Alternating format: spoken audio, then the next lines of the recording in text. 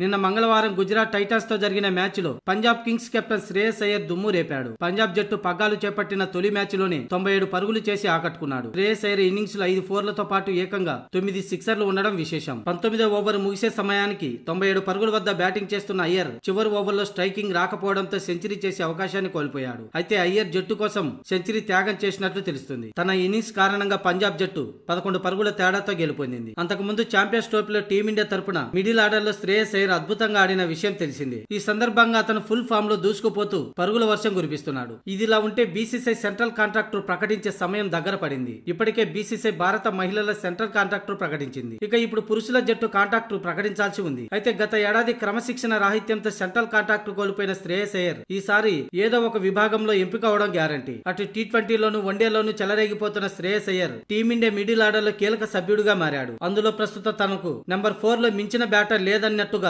వీర విహారం చేస్తున్నాడు. అందుకే సెంట్రల్ కాంట్రాక్టర్ ప్రకటించి బీసీసీఐ అతనికి బంపర్ అవకాశం ఇవ్వనున్నట్లు తెలుస్తుంది.